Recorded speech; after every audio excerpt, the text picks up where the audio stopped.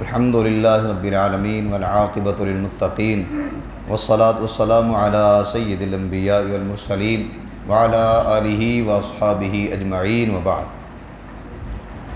دوسرے پارے کا خلاصہ آج ہم بیان کرنے والے ہیں انشاءاللہ۔ تو اس پارے میں اللہ سبحانہ و تعالیٰ نے بڑے ہی اہم مسائل کا تذکرہ فرمایا ہے، کیونکہ سورہ بقرہ میں یہ آتا ہے، اور سورہ بقرہ کے متعلق رسول کریم صلی اللہ علیہ وسلم نے ارشاد فرمایا تھا کہ جس کو یہ یاد ہو گئی سمجھ لیں کہ وہ میری امت کا عالم ہے۔ تو اس میں بڑے ہی اہم مسائل ہیں۔ پہلے رکوع میں اللہ سبحانہ و تعالیٰ نے تحویل قبلہ کا ذکر فرمایا، یعنی قبلہ جو پہلے بیت المقدس تھا، اللہ تعالیٰ نے اس کو تبدیل کر کے بیت اللہ قرار دے دیا ہے، کیونکہ یہ رسول کریم صلی اللہ علیہ وسلم کا محبوب قبلہ تھا۔ اس لیے اس سے یہود کو بڑی تکلیف ہوئی، اور بعض لوگ جو نئے نئے مسلمان ہوئے تھے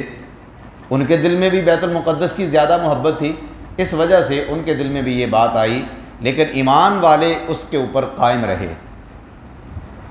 اور پھر اللہ سبحانہ و تعالیٰ اسی رکوع میں ارشاد فرما رہے ہیں کہ جس طرح ان کو پتہ ہے کہ قبلہ بیت اللہ ہے، اور اسی طرح ان کو یہ بھی پتہ ہے رسول کریم صلی اللہ علیہ وسلم کے متعلق کہ یہ اللہ کے سچے نبی ہیں، رسول ہیں، اس طرح پہچانتے ہیں کہ جس طرح باپ اپنے بیٹے کو پہچانتا ہے، لیکن اس کے باوجود انکار کرتے ہیں، اور انکار کرنے کی وجہ صرف ضد اور ہٹ درمی اور حسد اور بغض ہے، اس کے علاوہ اور کچھ نہیں۔ اور پھر دوسرے رکوع میں اللہ سبحانہ و تعالیٰ نے قبلے کے متعلق ہی ارشاد فرمایا کہ جہاں بھی تم ہوگے اللہ تعالیٰ تمہیں لے آئے گا، اور اللہ سبحانہ و تعالیٰ کا قبلہ تبدیل کرنے کا جو حکم دینا ہے، اس کا مقصد صرف اور صرف یہ ہے کہ تم اللہ کی اطاعت کرو، اللہ کی فرمانبرداری کرو۔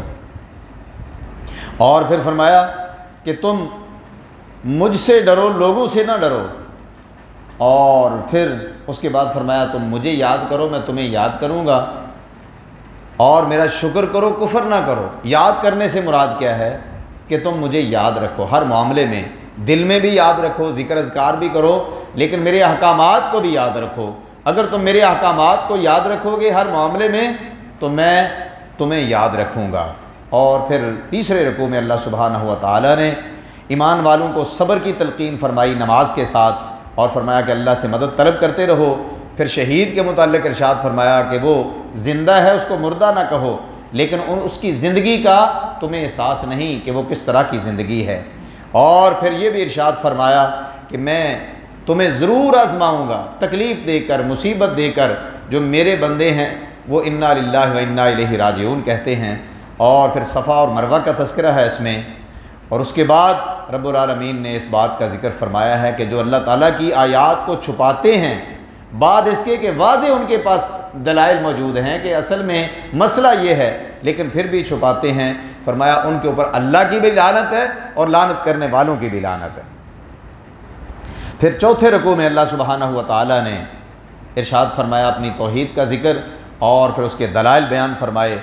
اور پھر فرمایا کہ بعض لوگ ایسے ہیں کہ اللہ کے ساتھ بھی محبت کرتے ہیں اور لوگوں سے بھی محبت کرتے ہیں، لیکن اور لوگوں سے جو محبت کرتے ہیں وہ اس طرح کی ہے گویا کہ اللہ سے محبت ہے، اللہ سے بڑھ کر وہ محبت ان لوگوں سے کرتے ہیں اور شرک کے زمرے میں چلے جاتے ہیں، جبکہ کل قیامت کے دن وہ لوگ اللہ کے عذاب سے ان کو چھٹکارا نہیں دے سکتے۔ پانچویں رکوع میں رب العالمین نے ارشاد فرمایا ہے اے پوری کائنات کے لوگوں، جو کچھ بھی زمین میں ہے حلال پاکیزہ چیز وہ کھائیں، اور شیطان کے قدموں کی پیروی نہ کریں، شیطان تمہیں بے حیائی اور برائی کی طرف دعوت دیتا ہے۔ اور پھر جب ان کو کہا جاتا ہے کہ تم اس چیز کی پیروی کرو جو اللہ نے آسمان سے نازل کی ہے، تو کہتے ہیں کہ ہم نے تو جو اپنے آباء و اجداد سے سیکھا ہے اسی کے اوپر عمل کریں گے۔ اے پیغمبر صلی اللہ علیہ وسلم ان کو کہہ دیجیے، ایک مثال بیان فرمائی کہ ایسے لوگوں کو سمجھانا ایسے ہی ہے کہ جیسے کسی جانور کو پکارنا اور آواز دینا ہے۔ تو اس کے بعد رب العالمین نے پھر ارشاد فرمایا کہ جو دنیا کے مفاد کی خاطر اللہ کی آیات کو اور اللہ کے حکم کو چھپا جاتے ہیں، ان کے بارے میں فرمایا کہ وہ اللہ کے نزدیک ناپسندیدہ لوگ ہیں، اللہ قیامت کے دن ان سے کلام بھی نہیں کرے گا اور نہ ان کو پاک کرے گا، بلکہ ان کے لیے دردناک قسم کا عذاب ہے۔ کیسے لوگ ہیں یہ کہ ہدایت کے بدلے میں گمراہی خرید رہے ہیں اور آگ کے اوپر صبر کر رہے ہیں۔ اور پھر چھٹے رکوع میں رب العالمین نے ارشاد فرمایا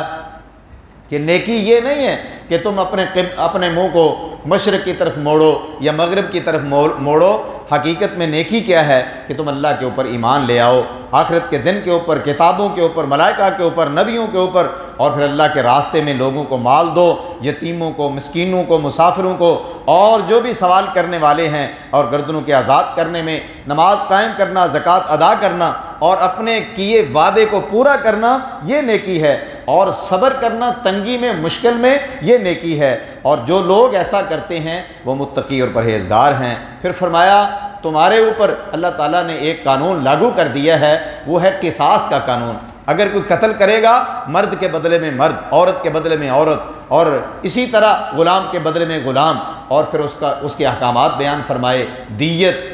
اور کیونکہ پچھلی شریعتوں میں دیت نہیں تھی بلکہ قصاص کا بدلہ قصاص تھا، ہماری امت کے اوپر اللہ تعالیٰ نے تخفیف کرتے ہوئے دیت بھی نازل فرما دی۔ دیت کیا ہے کہ اس کا خون بہا ادا کر دیا جائے اور پھر اس کو چھوڑ دیا جائے۔ پھر وصیت کے احکامات اللہ تعالیٰ نے بیان فرمائے اور وصیت کا تذکرہ فرمایا، اور یہ بھی فرمایا کہ جو وصیت قرآن و سنت کے مطابق ہوگی اس کے اوپر عمل کیا جائے گا، جو قرآن و سنت کے خلاف ہے اس کو چھوڑ دیا جائے گا۔ اور 7ویں رکوع میں رب العالمین نے روزے کا ذکر فرمایا اور روزے کے احکامات کا ذکر فرمایا، فدیے کا ذکر فرمایا کہ جو اس کی طاقت نہیں رکھتے روزے کی وہ فدیہ ادا کر دیں، اور پھر اس کے بعد اللہ سبحانہ و تعالی نے روزے کی راتوں کے متعلق ذکر فرمایا اور روزے کا ذکر فرمایا کہ صبح سے لے کر شام تک آپ نے روزہ رکھنا ہے۔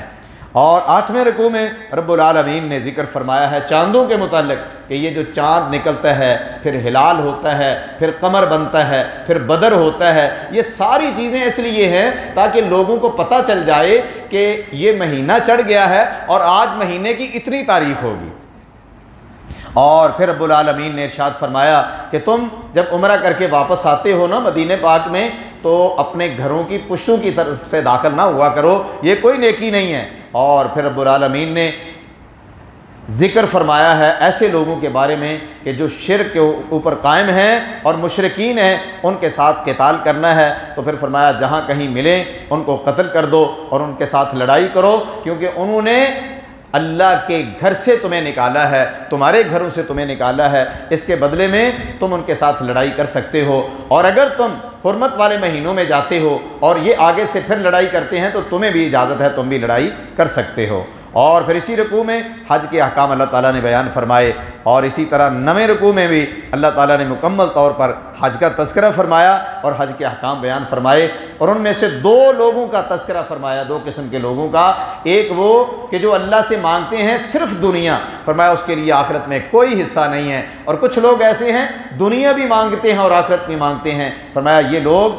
بڑے ہی باسعادت لوگ ہیں۔ اور پھر اس کے بعد اللہ تعالیٰ نے منافقین کا تذکرہ فرمایا اور 5 اوصاف ذکر فرمائے، ایسے لوگ کہ جو منافق ہیں، فرمایا ان کی بات جب ان سے گفتگو کرو گے تو بڑی خوبصورت بات لگے گی، ان کی پہلی صفت ان کی یہ ہے کہ ان کی بات بڑی اچھی لگے گی، بڑی خوبصورت بات کریں گے، اور حالانکہ وہ اللہ تعالیٰ جانتا ہے ان کے دل میں کیا ہے، اور وہ جھگڑالو قسم کے لوگ ہیں، اور پھر دنیا میں اگر پھریں گے تو فساد پھیلائیں گے اور کھیتیوں کو اور نسلوں کو، جانوروں کو برباد کرنے کے اوپر تل جائیں گے۔ اور تیسری بات، جب ان کو یہ کہا جائے گا کہ تم اللہ سے ڈر جاؤ تو وہ کہیں گے انہوں نے تو ہماری عزت کو پامال کر دیا، لہذا ان کو بڑا غصہ آئے گا۔ اور پھر اس کے بعد اللہ سبحانہ و تعالیٰ نے ان لوگوں کا ذکر فرمایا کہ جو اللہ کی رضامندی کے لیے اپنے نفس کو فروخت کر دیتے ہیں، پرواہ نہیں کرتے اللہ کی رضامندی تلاش کرتے ہوئے۔ 10ویں رکوع میں اللہ سبحانہ و تعالیٰ نے ارشاد فرمایا، اے پیغمبر صلی اللہ علیہ وسلم، یہ یہود آپ سے مطالبہ کرتے ہیں، ان سے پوچھئے کہ بنی اسرائیل کہ لوگوں اور ان کے انبیاء کے اوپر ہم نے کتنے معجزات نازل فرمائے، اب تم سے بھی معجزات کا یہ سوال کرتے ہیں، تو اتنے معجزات دیکھنے کے باوجود یہ کلمہ پڑھ کر مسلمان نہیں ہوئے، اور ابتدا میں امت ایک ہی تھی، اور اس کے بعد اختلاف کیوں ہوا؟ اختلاف اس بنیاد پر نہیں ہوا کہ ان کے پاس علم نہیں تھا، اختلاف اس بنیاد پر انہوں نے کیا حسد کی بنا پر اور عناد کی بنا پر انہوں نے اختلاف کیا۔ اور پھر رب العالمین نے اس میں تذکرہ فرمایا ہے، ترغیب دلائی ہے کہ اللہ کے راستے میں خرچ کریں، اور خرچ کیا کرنا ہے؟ فرمایا وہ خرچ کرو کہ جو عمدہ مال ہے، بہتر مال ہے، یا جو اپنے گھر کے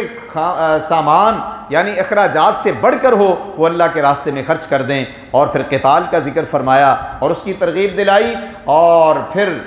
اللہ سبحانہ و تعالیٰ نے 11ویں رکوع میں قتال کا، جہاد کا حکم ارشاد فرمایا اور اس کے احکامات بیان فرمائے۔ پھر اللہ تعالیٰ نے اسی رکوع میں ذکر فرمایا جوئے کے بارے میں اور شراب کے بارے میں، فرمایا اس میں گناہ ہے بہت بڑا،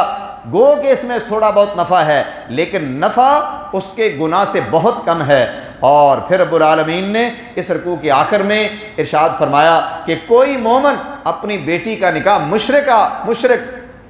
مرد کے ساتھ نہ کرے، اور نہ ہی مشرک مرد کو بیٹی دو اور نہ مشرک عورت کے ساتھ تم شادی کرو۔ اس سے بہتر ہے کہ تم کسی غلام یا کسی لونڈی کے ساتھ نکاح کر لو، وہ تمہارے لیے بہتر ہے، اس لیے کہ وہ آگ کی طرف بلاتے ہیں اور اللہ جنت کی طرف بلاتا ہے۔ 12ویں رکوع میں اللہ سبحانہ و تعالیٰ نے عورتوں کے مسائل بیان فرمائے اور حیض کے متعلق ذکر فرمایا، اور پھر اس کے بعد بڑے ہی اہم مسائل اللہ تعالیٰ نے بیان فرمائے، اور فرمایا الہ کا مسئلہ بیان فرمایا کہ جو الہ کر لیتے ہیں، الہ کا مطلب کیا ہے؟ قسم اٹھا لینا کہ میں اپنی بیوی کے پاس کبھی نہیں جاؤں گا، تو اس کی زیادہ سے زیادہ جو مدت ہے وہ 4 مہینے ہے، 4 مہینے سے زیادہ وہ اپنی بیوی سے دور نہیں رہ سکتا۔ پھر اللہ سبحانہ و تعالیٰ نے 13ویں رکوع میں طلاق کا مسئلہ بیان فرمایا کہ طلاق جو رجعی ہے وہ 2 طلاقیں ہیں، اس سے زائد نہیں، 2 طلاقیں رجعی ہیں۔ اس کے بعد اگر اچھے طریقے کے ساتھ تم ان کے ساتھ رہنا چاہتے ہو تو رہ لو، اگر اچھے طریقے کے ساتھ ان کو الوداع کرنا ہے تو تب بھی ان کو الوداع کیا جا سکتا ہے۔ اور پھر اسی رکوع میں اللہ سبحانہ و تعالیٰ نے ارشاد فرمایا جو کوئی شخص 3 طلاقیں دے دیتا ہے اور اس کے بعد پھر اس عورت کے ساتھ نکاح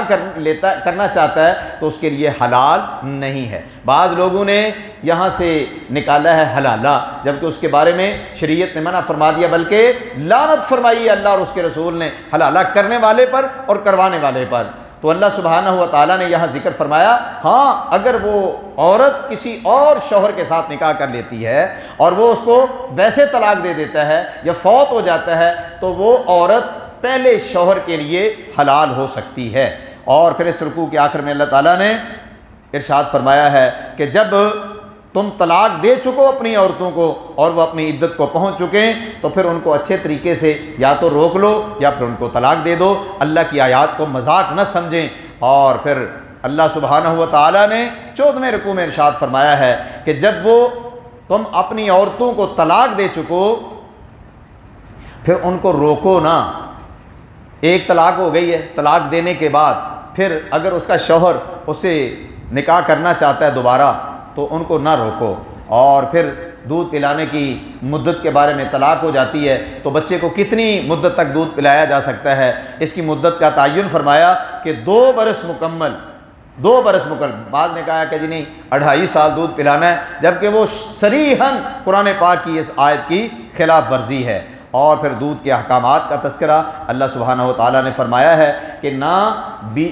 اس کی والدہ کے اوپر بوجھ ہو نہ والد کے اوپر بوجھ ہو۔ والدہ کے اوپر بوجھ کیا ہے کہ وہ اس کو دودھ پلائے اور لازم پلائے اور اخراجات بھی خود ادا کرے، اور والد کے اوپر بوجھ کیا ہے کہ اس کے اوپر اتنا اخراجات یا اتنی ڈیمانڈ کر دی جائے کہ وہ ادا نہ کر سکے۔ اور پھر اس رکوع کے آخر میں اللہ سبحانہ و تعالیٰ نے فوت شدہ اور جن کے شوہر فوت ہو چکے ہیں ان کی عدت کا تذکرہ فرمایا کہ ان کی عدت کتنی ہے، اور یہ عدت ہر عورت کے لیے ہے۔ وہ عورت اگرچہ نکاح ہو چکا ہے، رخصتی ہوئی ہے، تب بھی نہیں ہوئی، تب بھی بوڑھی ہے، تب بھی جس عمر میں بھی ہو اس کی ایک عدت ہے، اور وہ 4 مہینے اور 10 دن عدت ہے۔ یہ عدت پوری کرنا اس کے لیے لازم اور ضروری ہے۔ اور پھر 15ویں رکوع میں اللہ سبحانہ و تعالیٰ نے ایک اہم مسئلہ بیان فرمایا، اور وہ یہ کہ تمہارے اوپر کوئی گناہ نہیں کہ ایسی عورتوں کو تم طلاق دے دو جن کے ساتھ تم نے وظیفہ زوجیت ادا نہیں کیا، ان کو طلاق دے دیتے ہو تو تمہارے اوپر کوئی گناہ نہیں ہے۔ اگر ایسی صورت میں طلاق دو گے تو حق مہر کا کیا بنے گا؟ حق مہر نصف ان کو دو اور نصف تم لے سکتے ہو، اگر سارے کا سارا معاف کر دو تو تمہارے لیے یہ بہتر ہے۔ اور پھر نماز کے متعلق ارشاد فرمایا نماز کی حفاظت کرو، درمیانی نماز کی خاص طور پر، جس سے عصر کی نماز مراد ہے۔ اور پھر خوف کی نماز کا ذکر فرمایا کہ خوف کی صورت میں چلتے پھرتے بھی آپ لوگ نماز پڑھ سکتے ہیں۔ پھر 16ویں رکوع میں اللہ سبحانہ و تعالیٰ نے پھر جہاد کا تذکرہ فرمایا اور ان لوگوں کا ذکر فرمایا کہ جن کے اوپر کچھ قوم مسلط ہونا چاہتی تھی اور حملہ کیا اور وہ لوگ موت کے ڈر سے بھاگ گئے، لیکن پھر بھی موت سے نہ بچ سکے، اللہ تعالیٰ نے ان کو موت وہاں دے دی۔ اور پھر بنی اسرائیل کا تذکرہ کہ وہ کہنے لگے ہم جہاد نہیں کریں گے، اگر جہاد کرنا ہے ہم نے تو ہمارے لیے یہ ہے کہ ایسا بادشاہ مقرر کر دیں کہ جو ہمیں ترغیب دے اور پھر ہم جہاد کے لیے نکلیں۔ پھر اللہ تعالیٰ نے بادشاہ کو مقرر کر دیا۔ پھر کہنے لگے یہ بادشاہ کیسے بن سکتا ہے، یہ ہم سے مال کے لحاظ سے تو زیادہ نہیں ہے۔ تو اللہ تعالیٰ نے ارشاد فرمایا ہے کہ کسی بھی قوم کی قیادت کرنے کے لیے اس کے مالدار ہونا ضروری نہیں ہے، بلکہ دو چیزیں ہیں، ایک تو جسم اور صحت کے لحاظ سے وہ صحت مند ہو، بیمار نہ ہو، مفلوج نہ ہو، اور اس کا دماغ کام کرتا ہو اور سمجھدار ہو، اور دوسری بات یہ کہ اس کے پاس علم ہو۔ اس بنیاد پر کسی بھی شخص کو کسی قوم کی قیادت سونپی جا سکتی ہے۔ اور پھر اللہ سبحانہ و تعالیٰ نے تابوت کا ذکر فرمایا اس کی نشانی کے طور پر کہ وہ تابوت تمہارے پاس آئے گا۔ اور پھر آخر میں اللہ سبحانہ و تعالیٰ نے ان کے مارکے کا تذکرہ فرمایا، جب وہ اللہ کے راستے میں لڑے تو جب میدان میں پہنچے، مقابلے میں کافر تھے، تو وہ کہنے لگے کہ ان کے مقابلے میں ہم طاقت نہیں رکھتے، لیکن جو لوگ اللہ کے اوپر گمان رکھتے تھے، یقین رکھتے تھے، وہ کہنے لگے کتنی تھوڑی جماعتیں ہیں جو اللہ کے حکم کے ساتھ بہت ساری جماعتوں کے اوپر غالب آ جاتی ہیں۔ پھر انہوں نے ایک دعا کی اور بڑی ہی جامع اور زبردست دعا، وہ ہمیں بھی کرنی چاہیے، ربنا افرغ علینا صبرا، ربنا افرغ علینا صبرا وثبت اقدامنا وانصرنا علی القوم الکافرین۔ پھر اس کے بدولت اللہ سبحانہ و تعالیٰ نے ان کو غالب کیا، اور اللہ تعالیٰ نے حضرت داؤد علیہ السلام کے ہاتھوں، جو کہ اس وقت سپاہی تھے، جالوت کا قتل کروا دیا۔ پھر اللہ تعالیٰ نے اس کے بدلے میں ان کو بادشاہی بھی عطا فرمائی اور علم نبوت کے ساتھ بھی سرفراز فرمایا۔ اللہ سبحانہ و تعالیٰ سے دعا ہے کہ اللہ تعالیٰ ہمیں قرآن و سنت پر عمل کی توفیق بخشے۔ اقول قولی ھذا استغفر اللہ لی ولکم ولسائر المسلمین۔